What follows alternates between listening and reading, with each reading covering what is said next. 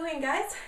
So this year I decided to be the goddess Athena for Halloween, and actually she is probably my favorite Greek or Roman goddess because she is the goddess of wisdom, the goddess of strategic war. Well, that's probably not a good reason. And although she is a warrior, yes, she's also the goddess of wisdom, the goddess of strategy.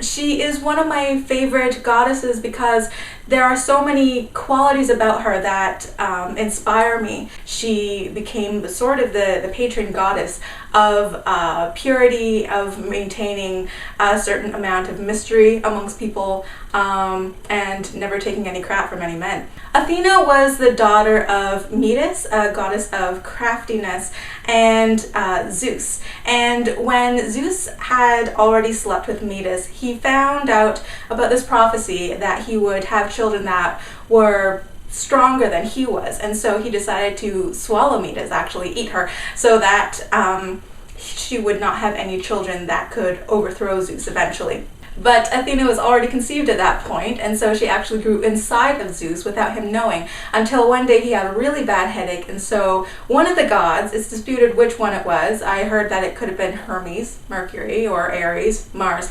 had taken a double-headed Minoan axe and cleaved Zeus's head open. And this is why I find Greek mythology so interesting, because they're just like, yeah, have a headache, let's split your head open even more. And out popped Athena, fully clothed in armor, ready to go. It's pretty badass. Athena also never took any crap from any men in her life. She actually never took a partner. She remained a virgin her entire life. And the Parthenon is probably her most famous temple devoted to her. Actually, Parthenon, or the word Parthen, if you know anything about Greek etymology, the word Parthen kind of pertains to virgins or not taking a partner. So if you ever heard of parthenogenesis, when small creatures like aphids, certain types of worms, are able to have offspring without taking a male mate, that's known as parthenogenesis. And the huge city-state of Athens, Greece, actually has the same root word as Athena. So Athens was in essence named after Athena. So a few of you are probably die-hard Greek mythology fans or die-hard fans of historical accuracy when it comes to costuming. So you might be mad that I decided to incorporate my Puimond Corset into this costume.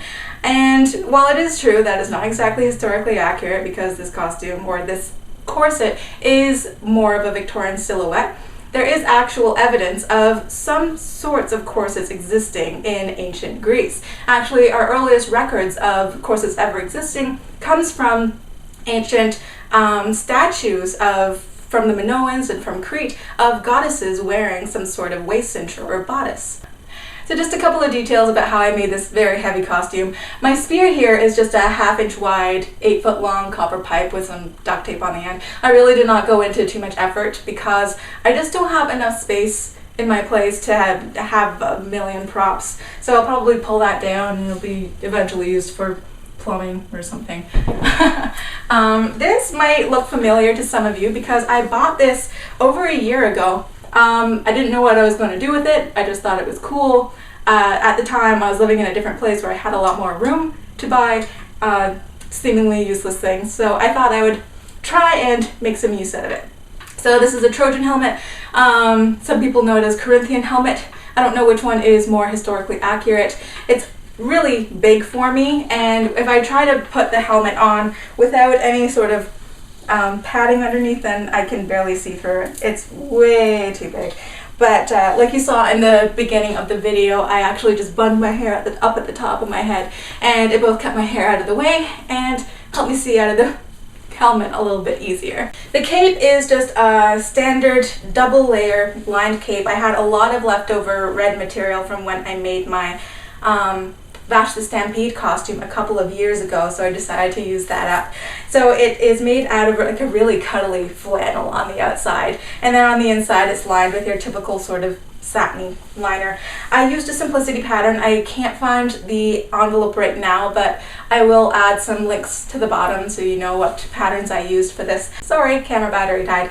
I put my hair up so you guys can see my Aegis right here. So this scaly looking armor here is supposed to be an Aegis. If you Google pictures of what a scaly Aegis looks like, it's what Athena often wore, either cloaked around her neck like this, or you might find statues or paintings or carvings of her wearing it only over one arm, or you might actually see the Aegis as a shield that she carries around with her. I decided to go with this one because it kept my hands nice and free, and often the Aegis bore the face of Medusa. So after Perseus had slain Medusa, her head went onto the Aegis and actually helped to protect the wearer.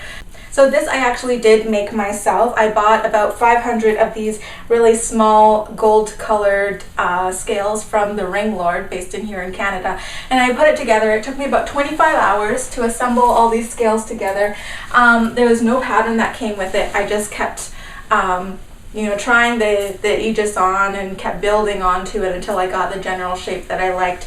These are, I believe, the aluminum scales, so they are a little bit lighter. However, this Aegis is pretty heavy by itself. The Aegis also helps to cover all the important bits because my torso is just a little bit too long for this overbust corset here.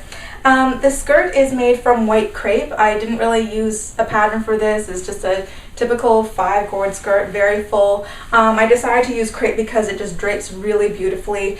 It's pretty opaque, yet it has like some really shiny bits in there. So I thought it would be really beautiful for a toga. Of course, I just decided in the end to wear a corset over top and just use it as a skirt instead of making a full toga for it. And probably the pièce de résistance is my corset. It's a PYO6 plunge overbust made with really kind of white pearlescent leather. I believe it's pleather actually. I may or may not review this corset in the future.